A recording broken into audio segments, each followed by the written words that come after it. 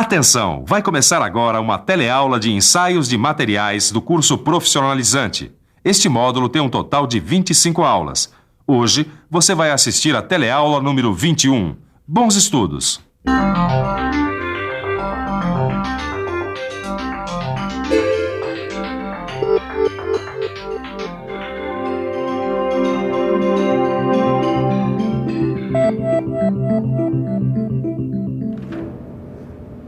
Ô Silva, eu tô adorando esses ensaios não destrutivos. Eu me lembro que nós começamos com os ensaios visuais, depois estudamos os ensaios com líquidos penetrantes, depois os ensaios com partículas magnéticas. Agora tem uma coisa que eu não tô entendendo. Esses ensaios servem para detectar descontinuidades na superfície da peça ou próximas à superfície, não é certo? Agora, como é que a gente faz para detectar uma descontinuidade que esteja no meio da peça, dentro da peça? Aí a gente usa o som. Ué, não entendi. Olha aqui.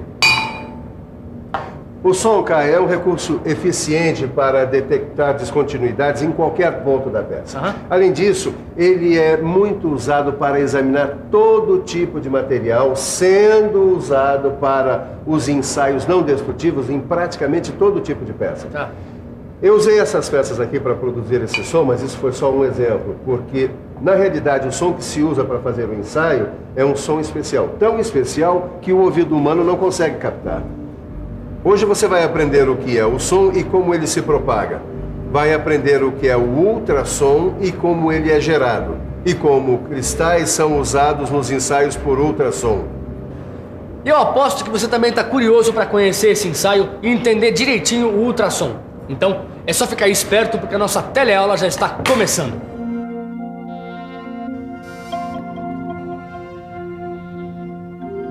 A primeira coisa que a gente tem que fazer para entender o que é o ensaio por ultrassom é saber o que é ultrassom.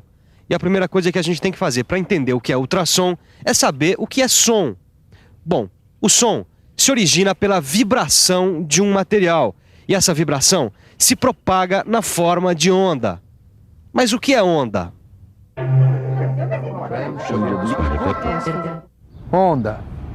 Onda é uma perturbação temporária efetuada no meio físico. Essa perturbação se propaga através desse mesmo meio. Meio difícil essa definição, não é? Mas é só trocar os nomes que a coisa fica mais fácil. Olha só, vamos dizer que a água desse lago é o nosso meio físico e vamos causar uma perturbação nesse meio. Viu só? A perturbação causada pela pedra se espalhou em ondas para outros pontos do lago. Entendeu?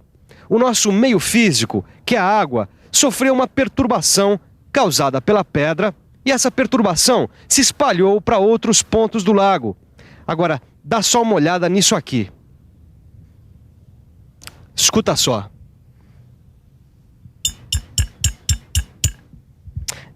A perturbação causada pela pedra na garrafa se propaga através do ar também.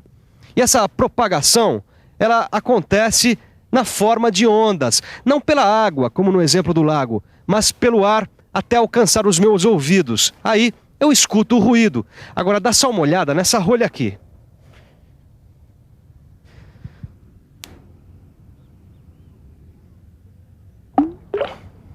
Viu só?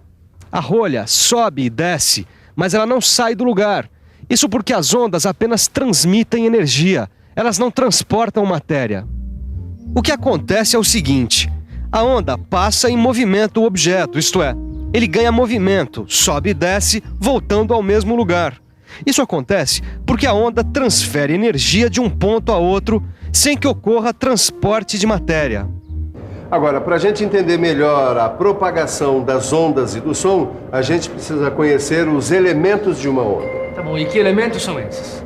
Caio, toda onda é formada por cristas e vales. Além disso, a gente pode medir a frequência, a amplitude da onda e a velocidade de propagação da onda. Pensei que fosse um pouco mais complicado. Mas não é não, Caio. Esse barbante aqui, por exemplo, veja. Quando eu balanço, eu provoco ondas ao longo do corpo dele. Aqui, tá vendo? Pois muito bem, vamos imaginar que eu tenho pontos no corpo do barbante. Vamos lá, é só pensar um pouco. Vamos pensar um pouco. Deixe-me ver.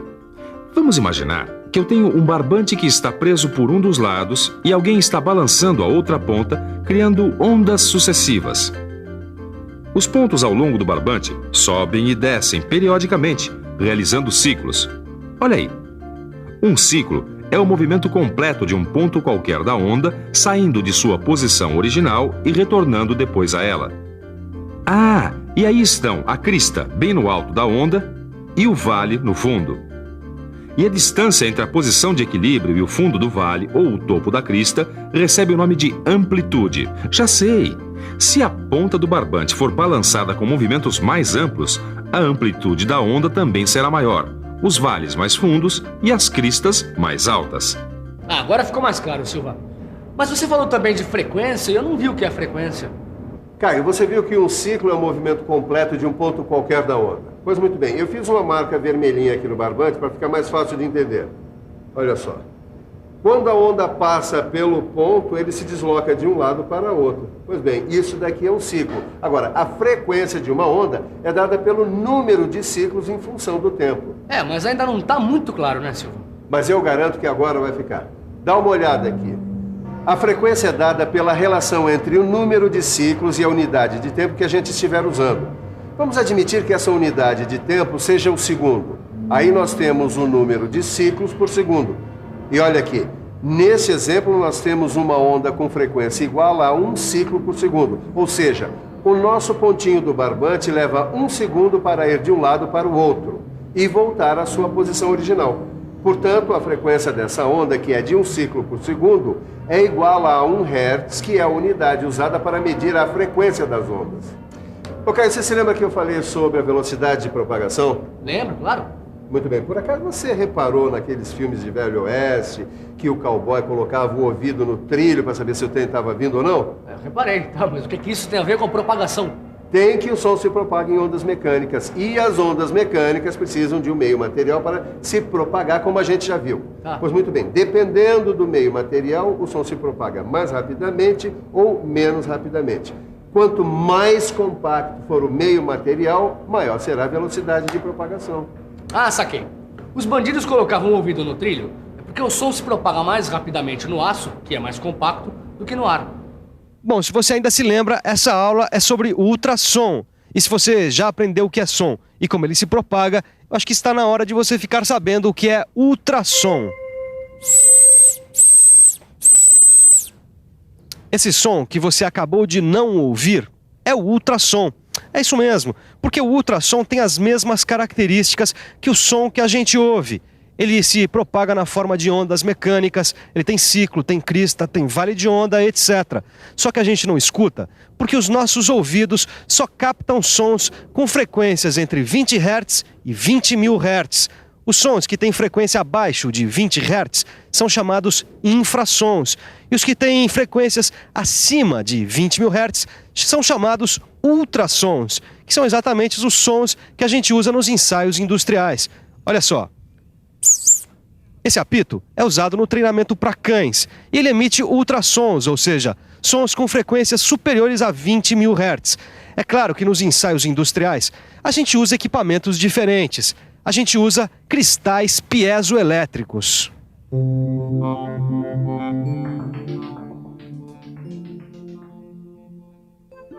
Os cristais piezoelétricos são materiais como o sulfato de lítio, o titanato de bário e o quartzo, que têm a propriedade de gerar uma diferença de potencial entre suas superfícies quando submetidos a uma compressão, e vice-versa, gerar uma variação dimensional quando submetidos a uma diferença de potencial. Quando uma corrente elétrica alternada de alta frequência atravessa o cristal, ele vibra na mesma frequência da corrente. Essa vibração gera o ultrassom.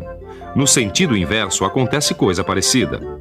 Quando ondas de ultrassom atingem o cristal, ele passa a vibrar na mesma frequência dessas ondas e transforma essa vibração em corrente elétrica. Essa corrente elétrica vai ter a mesma frequência das ondas de ultrassom que o cristal recebeu.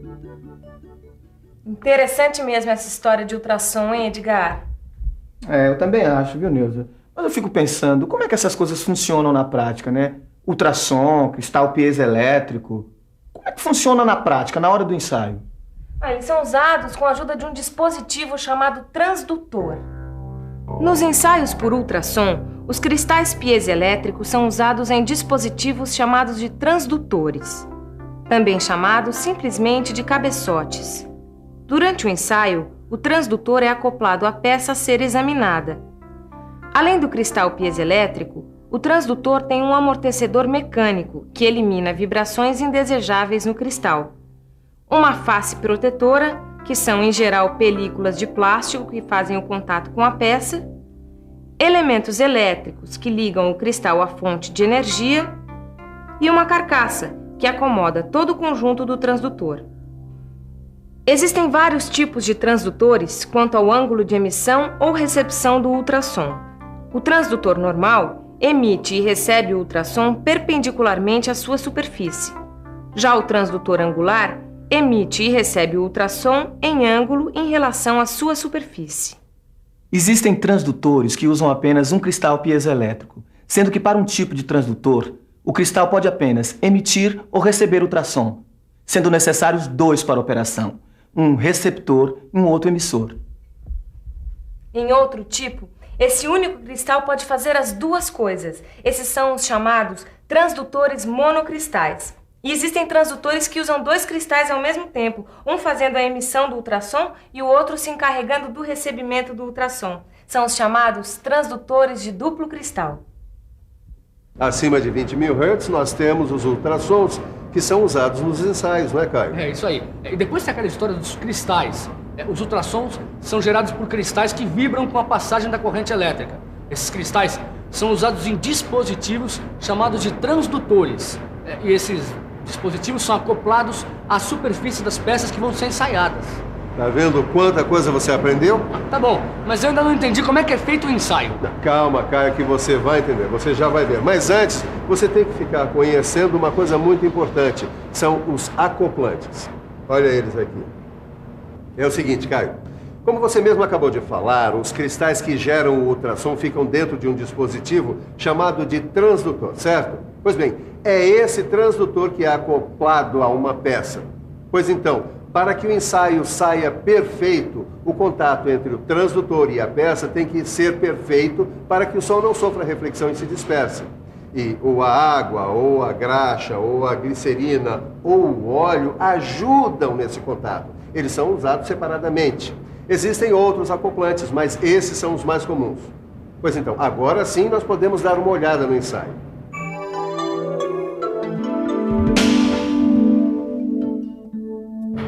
Olha aí o nosso ensaio por ultrassom. Esse é um ensaio de ultrassom por contato direto. Ele recebe esse nome porque o acoplante é colocado em pequena quantidade entre o transdutor e a peça. Esse outro é um ensaio por imersão. A peça e o cabeçote são mergulhados num líquido que pode ser água mesmo. Tá bom, mas como é que o ultrassom detecta as descontinuidades? Ô Caio, quando o ultrassom atravessa uma peça e encontra uma descontinuidade, parte dele é refletida de volta, como uma luz que é refletida no espelho. Pois bem, a intensidade dessa reflexão é captada pelo transdutor, indicando a descontinuidade. Na próxima teleaula tem mais, e aí a gente vai ver como isso acontece. Por hora, vamos à revisão. E atenção, se liga aí que é a hora da revisão. Na teleaula de hoje você aprendeu o que é som e que ele se propaga através de uma onda mecânica. Você aprendeu também que as ondas mecânicas têm frequências diferentes e que nossos ouvidos captam sons em apenas uma faixa de frequência.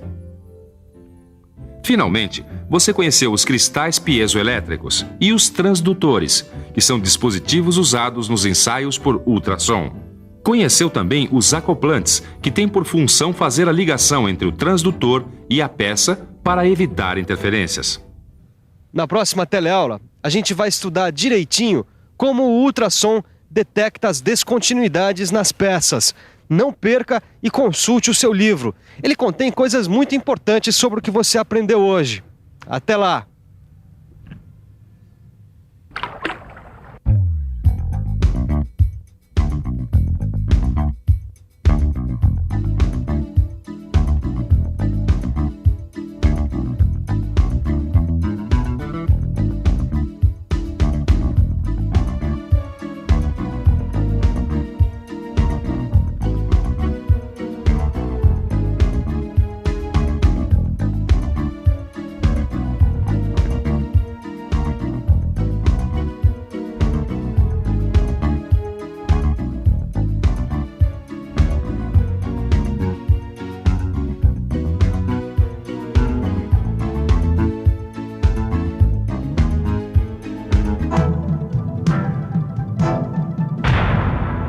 Telecurso 2000, um programa de educação do Sistema Fiesp e da Fundação Roberto Marinho.